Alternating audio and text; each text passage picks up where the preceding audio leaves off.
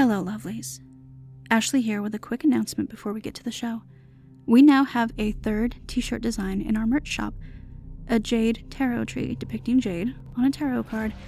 Be sure to check out the shirt at our website, it'sallinthecardspodcast.com/shop. Patreon members, don't forget to use your discount code as you shop. Your code can be found on the June 13th shop announcement post in your Patreon feed. Your support means the world to us. Thank you. Hello and welcome. You're listening to the It's All in the Cards podcast, a horror fiction podcast where all questions are welcome, but you may not like the answers. Some material may not be suitable for all audiences. Listener discretion is advised. I freeze, sure that the voice was coming from inside my own head, but desperate to be wrong. What was that? That bitch. She thinks that any of this is her business, that she could spout off warnings like you aren't fully aware of what you're doing. Are you fucking kidding me? I never kid.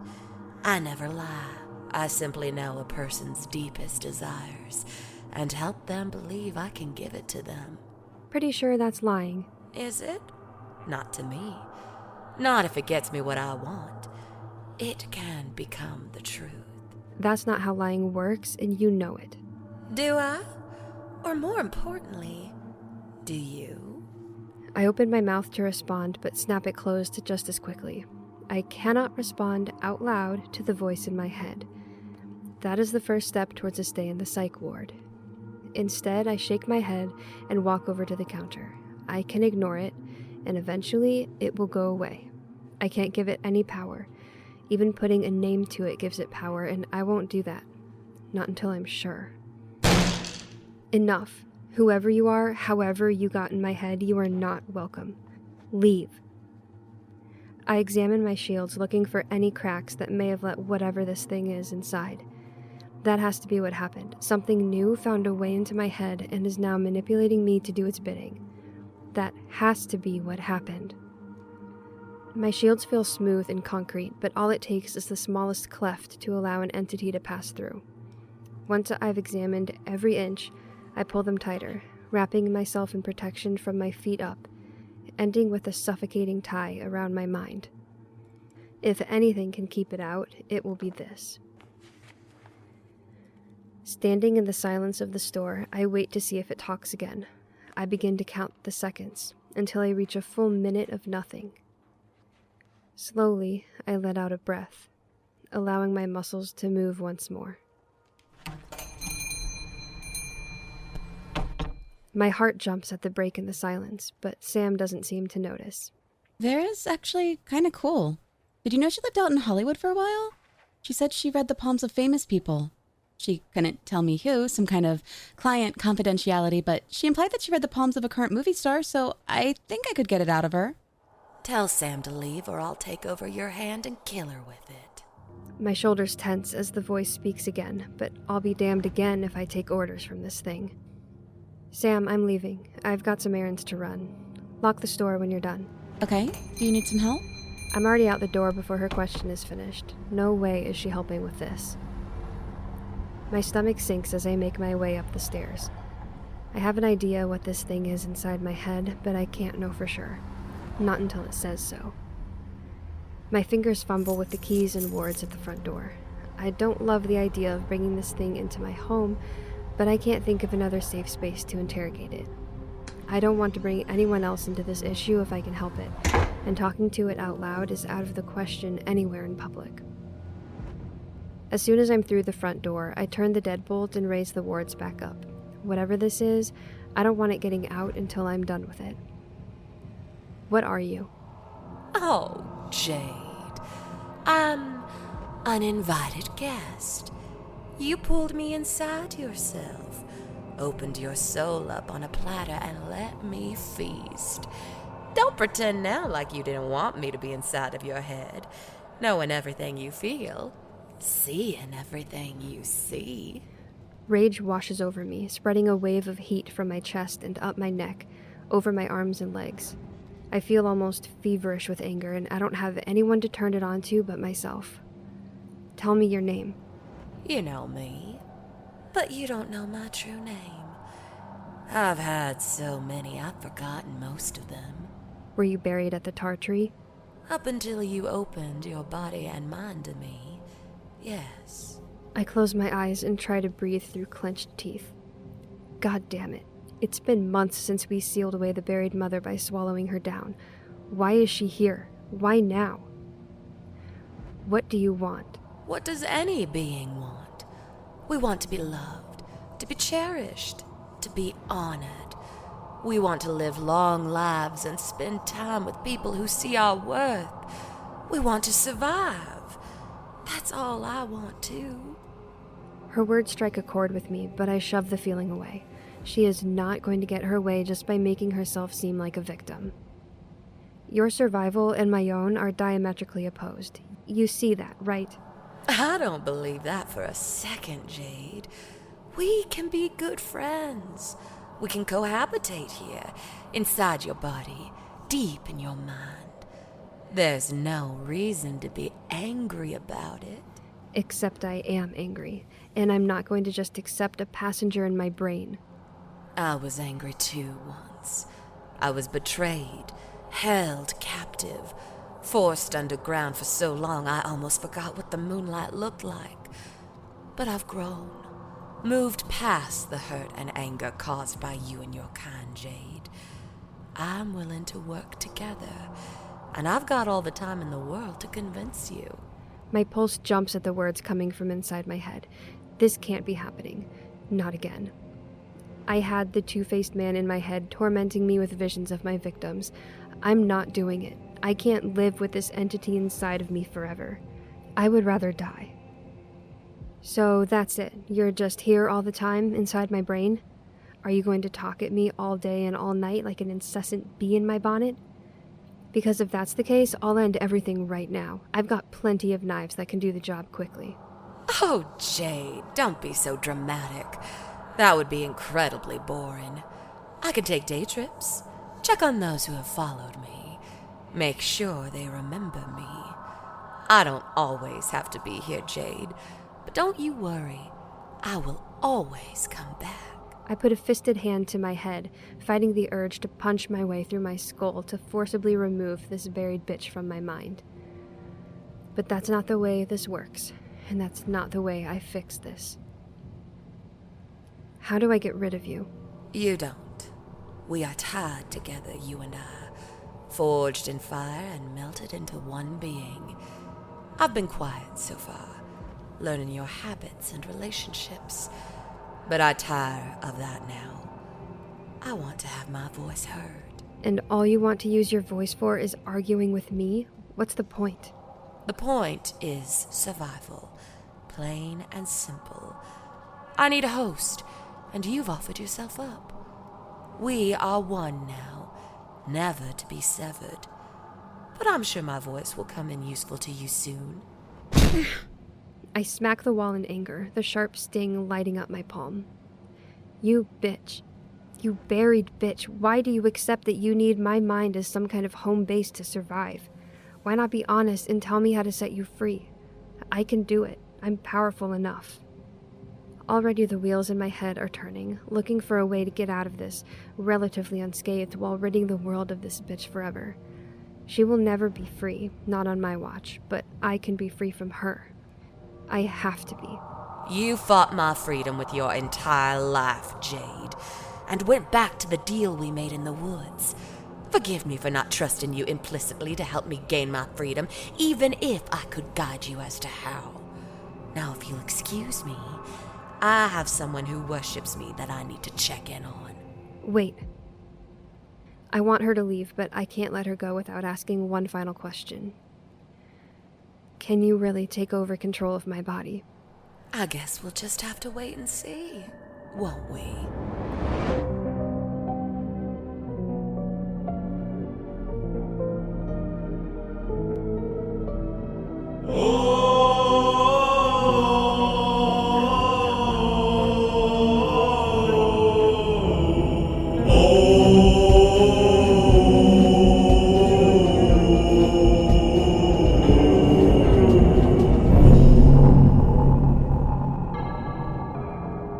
It's All in the Cards, Season 4, Episode 2, The Unwelcome Passenger. I scream in frustration, so loud that I'm surprised Sam doesn't hear me and try to come up, but there is no knock at the door, no calls asking if I'm okay. I can feel my pulse rocketing in my temple, a cold sweat covering my body. I have to do something, anything, to prove that I have even a little bit of control, but all I seem to be able to do is pant and fall to the floor. I can't believe this is happening. Not after everything I've done, everything I've gone through, everything I've lost. I can't keep doing this. Tears slide down my cheeks as I let the dread wash over me. I tuck my knees up to my chin and hold on for dear life, praying to whatever God will listen to help me. I keep expecting her voice to ring in my head once more, to call me pathetic and tell me that she's here to stay, but there is nothing. After a few silent minutes, I have to assume that I am actually alone, at least temporarily. Taking a deep breath, I turn to my personal bookshelf, overflowing with manuscripts, notebooks, and old leather-bound books that my mother started collecting and I added to over the years. There has to be something in there I can use to keep this bitch out of my brain. Hours later, I'm still no closer to finding out what is going on with my newly vocal passenger. Thankfully, she hasn't been back, or at least made her presence known, so I haven't had to deal with her face to face, or whatever those conversations would be considered. I startle at the sound of my phone breaking the silence, slamming my hand down on it as if that could make it stop. Glancing at the screen, I see a text from Sam. "Are you coming to the coven meeting tonight? We can ride together." Shit. Regular coven meetings were on a bit of a hiatus after Laura died, and Ruthann took on the mantle of High Priestess. Maureen said that it would be a good idea to give Ruthann some time to get used to the role, and to allow one-on-one meetings with some of Laura's followers. A few of them left the circle after what happened, but the rest of them seemed to be coming around to the idea that Laura wasn't the great and powerful leader that she told them she was. But tonight we have a new group of neophytes, so we need to start regular meetings again. And since I was nominated for High Priestess and turned it down, thank Goddess, I can't even imagine trying to lead the coven with the buried bitch in my mind. I have to be there, as a show of faith for Ruthann. Fuck me sideways.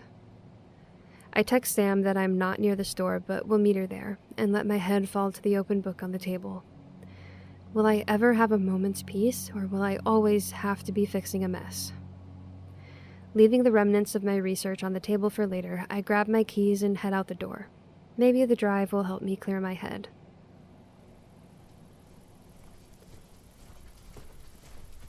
Most of the coven has already arrived by the time I get there.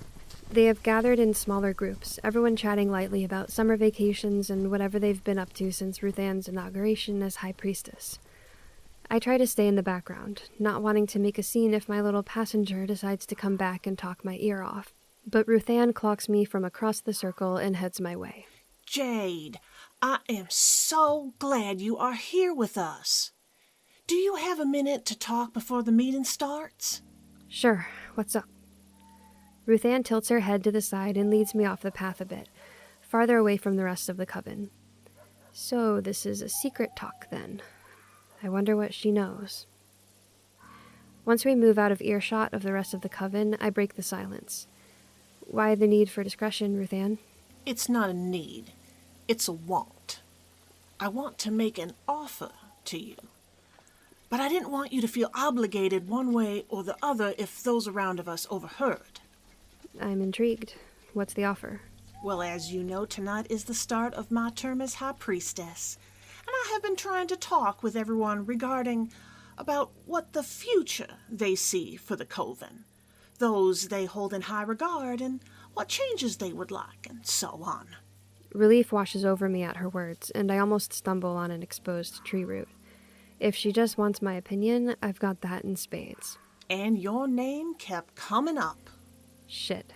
For the record, I am not surprised or worried that people in the coven look up to you. I have seen the way you care for the people of this group and how you honor the truth over everything. I look up to you for that and the strength that you have shown time and time again. So what do you want from me? Ruthann smiles, the crow's feet around her eyes coming out in full force and spreading toward her temple. You can tell from just looking at her that she is someone who smiles often. There's a quiet comfort around her, like you know she will take care of you and never complain about it. How there was ever a competition between her and Laura for High Priestess is still beyond me. I want you to be a priestess, to stand beside me as we lead this coven to brighter days. Oh. I should have known something like this would come up. I just didn't think it would happen right now when I have more dangerous things on my mind. And in my mind. I'm really flattered, Ruthann, but I can't say yes to that. A priestess should be an authority on Hecate, should have the belief of the coven in her bones, and that's just not me. I don't believe I am spiritual enough to guide others as a priestess. Ruthann's smile drops slightly, but she nods in acceptance anyway and keeps us moving through the trees. We are circling around, slowly making our way back to the rest of the coven. I don't think a majority of the coven would agree, but I won't push it. If you ever change your mind, please know that there is a spot on this council for you. Thank you. I appreciate that. And since you won't be leading as a priestess, will you at least do me the honor of continuing to train the neophyte class? I know the group of recent initiates really appreciated your candor and knowledge during lessons, and a great many of them grew in their abilities under your tutelage. I would love to keep that going, to continue to have powerful witches in our coven who have learned from the best. You certainly know how to flatter a girl, don't you? Her smile widens at that, and a small laugh escapes her lips. It is all for my own selfish reasons, I'm afraid. If you continue to train the new members, our coven will not only grow in power, but closer together. As a close-knit group, we will be able to withstand any attack that may come in the future. We saw the importance of that connecting with the subterfuge from a few years ago, and we are still trying to heal from it. You can help facilitate that healing by agreeing to train the neophytes again. When you put it that way, how can I say no? That's exactly what I was hoping for. With your guidance, we will be able to survive any threat that may come to our door. Before I can second-guess myself, I realize that we've made it back to the coven, the chatter surrounding us like familiar birdsong. My fellow witches, let us make our way to the circle and begin our meeting. Ruthann makes her way through the crowd, laying a gentle hand on the shoulders of those she passes as she shepherds us together. Everyone takes their positions, and Ruthann performs the opening ceremonies, closing the circle from those who would do us harm. I take the moment to look around at the people I've tied myself to, only half listening as Ruthann speaks. Sam stands to one side, flanked by Hannah and Justice. The new neophyte class is near them, looking small and nervous for their first meeting. Maureen and Roz are up towards Ruthann, a show of respect for them as former high priestesses, as well as a gold stamp on Ruthann herself. What a pretty group of people. Are they friends of yours? Oh, you fucking bitch. Why would she choose now of all times to start up a conversation? So many smiling faces, so happy to be out in the woods, practicing their little witchcraft and pretending it can protect them from the big bads of the world. She continued as if I hadn't thought anything, and I wonder if she can only hear me if I speak out loud. Maybe my thoughts can still be my own?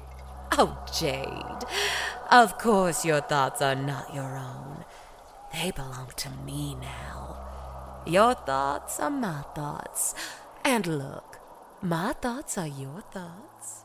I don't have to wonder what she means for long. Before my eyes, the people in the coven begin to change. I watch as blood begins to drip from Ruthann's eyes and nose, spattering dark red drops on the ground with every word she speaks to the coven. When she smiles, the blood has coated her teeth, highlighting the lines of her gums with crimson. When I glance over to Sam, I see the skin of her face is bubbling as if it were being held to a flame, one eye popping out with the pressure of the heat that fills her skull. She catches me staring and sticks her tongue out, the meat of it blackened and crackling. My eyes jump from person to person, each one a new and gruesome horror to take in. Hanging jaws, desiccated skin flaking in papery wisps, boils growing at a horrifying pace along brows and cheeks, skin peeling away from bone. It's more than I can handle. I squeeze my eyes shut. Make it stop. Make it stop. Make it stop. I can make it stop, Jade. But remember, I can always make it come back, too. With a deep breath, I open my eyes again. Everyone is back to normal, or as normal as they were before the buried bitch started messing with my vision. I'm going to get you, bitch. Consider this your eviction notice. Empty threats. You can't get rid of me, Jade. So until you accept that we are bound together forever, expect me to keep reminding you that I am the one in control. I always have been. I don't hear a thing that Ruth Ann says throughout the rest of the meeting. Instead, I spend my time counting the seconds until I can be alone, until I can go back to figuring out what the fuck is going on and how to stop it. As soon as the meeting is called to a close and the circle opens back up, I leave. If I'm fast enough, I won't have to make small talk with anyone. I can just leave. My hopes are dashed almost immediately. I am heading through the woods back to the house in my car when I hear footsteps pounding the dirt behind me. I'm glad you're teaching the neophyte class again. If you need help, let me know. So, Ruth Ann announced it during the meeting. Must have missed that. I may take you up on that, but you'll have other things within the coven to help out with, now that you're an official member. I study her face as I speak, making sure there are no burn marks. Both eyes are still there and functioning. When she turns my way, I avert my gaze, hoping she didn't notice how I was watching her. Sam rolls her eyes. So very official. Being on the bottom of the pyramid, holding everyone up. Nobody gets to the top right away. You have to work your way up the ladder. Ladder, pyramid, whatever. I still feel like I've got both feet on the ground while everyone else is 6 feet up. I want to tell her that running away all summer probably didn't help her progress within the coven, but I let it slide. She doesn't need the dig right now, and I don't need the fight. I've got bigger issues to deal with. Instead, we make our way in silence back to where everyone is parked. I expected Sam to stick around for Roz to come back up, but she pulls out the keys to a beater and starts to climb in the driver's side. Despite my eagerness to leave, I have to question her. That's not Roz's car. Did you guys drive separately? Yeah, there was an issue with her old one that I was driving, so I had to get my own. This was the best I could afford. But she drives all right. Plus, we're going in opposite directions now. Are you not staying with her? Sam shakes her head.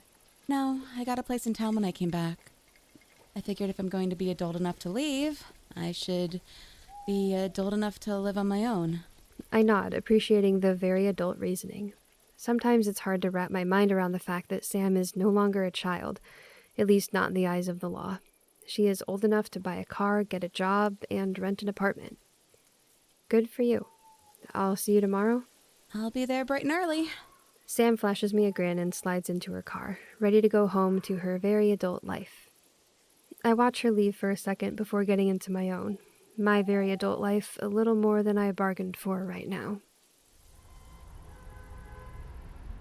Sam didn't lie. The lights were on in the store when I walked up this morning. Sweaty but relaxed from yoga. At least that bitch in my head kept quiet through it all. Good morning. Morning. Did we have a good crowd this morning? Sam checks the coffee pots and wipes up a spill someone left behind. Yeah, I'd say so. That guy Dirk brought in some of the people from his retirement village with him today, and they oohed and awed at all of the kooky, spooky stuff. Sam rolls her eyes, but the smile stays on her face. We're not a freak show, Sam. Bringing old people to gawk at the town witch is hardly good business. Well, they all brought coffee, so they all ended up getting something. Have you been doing charms on the coffee without me? Maybe a little. I've watched you do it enough times I was able to pick it up, and it worked. We sold every copy of Hide the Knives. They're starting a book club, I think, so maybe they'll be back. I want to tell her it's too dangerous for her to be doing the charms on our food items, but it clearly worked well enough that she made some sales, which we need right now. Are you proud or mad? Both. Just let me know next time so we don't double charm anything. That could end really poorly. What could happen? They buy everything in the store? The store, the street, the internet. It could spark a shopping addiction in someone, and those are hard to overcome. Sam nods as she considers my words. I promise to communicate better about the store. Thanks. If you promise the same. Sam, it's my store. I don't have to run everything by you. No, but you could tell me when we order new products. I could even help pick stuff out. I think I could bring a new perspective to what we sell, which could help improve foot traffic. Yeah, you really have a finger on the pulse of the old folks' home. Sam sticks her tongue out at me as I walk behind the counter. I want to see just how much she brought in today. I scan the daily total and my eyebrows shoot up of their own volition. She made more in an hour than I've made some whole days this past summer. When I look up at her, she's smirking. I told you it was a good crowd. Fine. I promise to keep you more informed, and I will listen to your ideas. But I still have the power to veto anything that I don't think works, even if you get pushy. Deal. Sam is floating on air the rest of the morning, a smile perpetually on her face as she goes through the motions of cleaning up, stocking shelves, and everything else that comes with running a small business. I keep to myself for the most part, catching flashes of Sam as she moves around the store. At one point it looked like she was dusting the bookshelves, the white of a dust rag flicking into view before disappearing again. I'm exhausted just watching her. I look up at the sound of the door, half expecting Sam to come running up to greet whoever has arrived. She must be in the bathroom or something, though, because it falls to me to greet the two teenaged girls. Welcome to Which Way Between the Lines. How can I see for you today? The taller one takes a step back, pulling a lock of her mousy hair into her mouth. The other one has similar features, but a determined look on her face that isn't hidden by her overlarge glasses. We have some questions. Paranormal questions. Can you answer those for us? Maybe. Would you like a tarot reading? The two girls exchange a look before the shorter one turns back to me. If it will answer our questions, yes. All right then. This way. I lead them back to the reading room, stopping at the entryway to introduce myself. My name is Jade, by the way. I own this store. I'm Lauren. She gestures over her shoulder at the taller girl. She's Megan. She's the one with the questions, but she's too nervous to come by herself, so I told her I would come too. How good of you to be moral support for your friend. She's actually my cousin. Lauren glances back at Megan before correcting herself. But she's also my friend. I follow them past the vervain, still green, and into the room, grabbing an extra chair from the corner so they can both sit down. Once they're settled, I reach for my deck and begin to shuffle. Now, tell me what brings you in today. Lauren nudges Megan in the ribs, causing her to drop the hair from her mouth and look at her cousin, aghast. Tell her. Megan casts her eyes to the ceiling, pained, but takes a deep breath. I live in Ohio. We just moved to a new house this summer, but because my dad got a new job, and I hate it. You hate the new job or the house? I hate everything. The job for making us move, the stupid house, my new school, just everything. I hate it all. Lauren puts her hand on Megan's shoulder. But it's the house that made us come here. Or really, what comes to the house? Color me intrigued. What comes to the house that has frightened this poor girl into hatred? Now is not the time, you heinous bitch. I try to keep my voice calm as I focus on the girls. What comes to the house? Megan opens her mouth to respond, but snaps it shut when the words don't come. She drops her eyes to the table, and I can almost watch her shutting down at the idea of telling this story. I look at Lauren, who seems familiar with this behavior. It started the week they moved in. She felt like something was watching her whenever she was in her room, especially at night. Her room at this house is on the ground floor, which was a big change from the apartment building they lived in before. She told Aunt Linda that she felt creeped out, so they went and bought curtains, but the feeling didn't go away. Alarm bells start going off in my head, but not the paranormal ones. Do you think he takes pictures of her too? Those would probably sell well on the black market. Pretty girl like her. You shut the fuck up before I stab you with a pen. I am not above maiming myself if it means getting rid of you. Did you ever see anything outside? Or anyone? Megan looks up from the table and locks eyes with me. Yes. Can you describe what you saw? Megan looks to Lauren for help. She can't. She couldn't describe it to me either. I nod, thinking through the options. If she can't describe it, it is more than likely not human, which is both good and bad for her. All sorts of creatures like to peek at little girls through windows, though, Jade. I am familiar with quite a few. I grit my teeth to keep from yelling at the bitch inside my head. That can wait until we're alone. I lay my arm across the table for Megan. Take my hand and close your eyes. Megan glances to Lauren once more, who nods encouragingly. Slowly, she lifts her hand from her lap and places her palm in mine. Her grip is surprisingly strong, and I give her a squeeze back as she follows the rest of my command. I reach down our connection, taking my time to explore her mind before I give her the next step.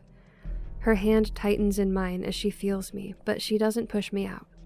Keep out of this one, bitch. This has nothing to do with us. I wouldn't dream of interfering. Not with something as trivial as this. I clench my teeth at her gall, but focus on Megan. She's my priority right now. Now think about the time you saw it. Picture what you were doing, what the room smelled like, and how you happened to see it this time, but not others. Slowly the vision creeps in, and I see her new room in the house that she hates. The walls are a sunny yellow, matching her bedspread, and I get a whiff of fresh paint. She chose this yellow then. Maybe at one point she had been excited about moving to a new house. She steps in front of me, passing the open closet door and grabbing the handle of a dresser drawer and pulling it out. She fishes through the mess of unfolded clothes, searching for a specific item, when she visibly stiffens. Her back goes rimrod straight, and her head lifts from her task. Closing the drawer, Megan turns and heads to the door to her bedroom, opening it wide before flicking off the lights. Good girl, pretend you're leaving. I watch her drop to the floor and army crawl over to the window in the darkness. When she is just beneath the sill, she grabs the edge of the curtain and takes a deep breath. In one swift motion, she throws the curtain back and stands up, revealing the creature that has been watching her for weeks. Its hands, if you can call them that, are pressed to the glass, each bulbous finger creating a perfect circle of pale green. The eyes that have watched Megan as she moves through her room are huge, almost the size of a softball, with vertical pupils in a vicious shade of yellow. Ah, so it's you. I feel a smile crawl across my face as I recognize this particular creature. I've never seen one in person, but I've heard tales. This should be an easy one. When it sees it has been fooled, the creature opens its wide mouth in surprise before pushing away from the glass. The sound almost like suction cups being removed. It turns its slimy back on the house, and we watch it go. Megan rips her hand from mine, and I am pulled back into the present. Both girls are watching me, the whites of their eyes clearly visible around the irises. Whoa. What just happened? Did you see it? Is it dangerous? What was it? I went into Megan's memories. Yes, I saw it. No, it's not dangerous. What is it? How did you know? I think you're being stalked by the Frogman. The what? I set the deck of cards aside. We won't be needing them for this. The Frogman. You said you live in Ohio, right? Near Loveland? How did you know that? I think over our inventory to see if there is a book on cryptids that might be helpful for these two, but it's not something we've stalked in a while. I make a mental note to search for some for the future. I make it my business to know about cryptids, even the ones with no special abilities outside of looking a little different. It's common knowledge among a certain type of person that Loveland is where the Frogman lives, and I don't know any other cryptid that looks like a man-frog hybrid. That's what it looked like? That's not hard to describe. It looked like a huge frog. Why didn't you just say that? Because huge frogs don't exist. I thought you would think I was lying if I said that. But I'm not lying, right? You saw it too. I couldn't have been, making it up. She turns to me, eyes pleading. You didn't make it up. Or if you did, your memory of making it up was completely washed away, which I don't think you're powerful enough to do to yourself. No offense. So, what do I do? Can I make it go away? Well, he's not able to harm you, unless you're allergic to frogs or something. But I agree that having him peek in your window is not comfortable. I do think that you startled him so much that he probably won't be back. Watching you isn't worth the potential for another shock, so he's likely moved on. But you don't know for sure? What if she goes back home and he's there again? What is she supposed to do? Block off her windows with cardboard or something? That would be an overreaction. He was probably just curious and doesn't understand human social decorum. But he could still be there. Take this. Sam strides into the room, tossing the vervain over her shoulder as she enters. She holds out a spray bottle to the girls, one of the generic ones we use to clean the store. When she passes the bottle to Megan, I get a whiff of vinegar off of it. What's in here? Will this keep it away? It's a store recipe designed to scare away cryptids like your frogman. Spray it outside your window, on the ground, the house, and the window itself. You'll probably have to redo it when it rains, but you won't have to keep it up forever. He'll get the hint that he's not wanted after a month or so. Both girls light up at the easy solution. Thank you so much. Sending a glare my way, she stands up. Were you just going to keep this from us? I didn't know we still had some in stock. Lucky for you, Sam found the last bottle. It's yours. Come on, I'll ring you up for the reading and the spray. I watched Sam lead the girls to the register and take their money for a used bottle of cleaning supplies. Once the doors closed behind them, I turned to her. We aren't in the business of selling snake oil, Sam. What the fuck was that? That was a solution to your problem. A 50-50 vinegar and water solution used to deter pests in your garden. I understand then. Like frogs. She can't help but release her smug smile at that. They wanted to keep a frog away. This has been known to work. Aunt Roz has used vinegar in her garden before to keep frogs out, so I figured it would work on a frogman. Is that a real thing, by the way? It is, unfortunately. I've never seen one, if there even is more than one out there, but then I don't go to Ohio much. Maybe Efren has seen one. Oh, yes. I would love for him to come back here. He has such fanatic energy. I'm sure he would love to talk to me. Shut up. Sam shrugs at that, assuming I'm talking to her. I let her keep assuming that. There's no way I'm bringing her into this mess inside my brain.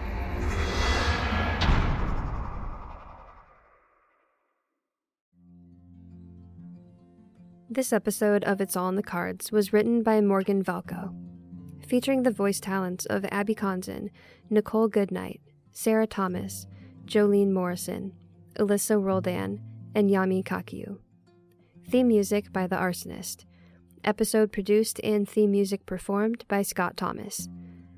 Don't forget to check out our Patreon. Subscribe and get early access and bonus episodes, including the spin-off series The Deck of the Eternals and the companion series from Sam's point of view, Dear Mom. Link in the show notes. Thanks for listening.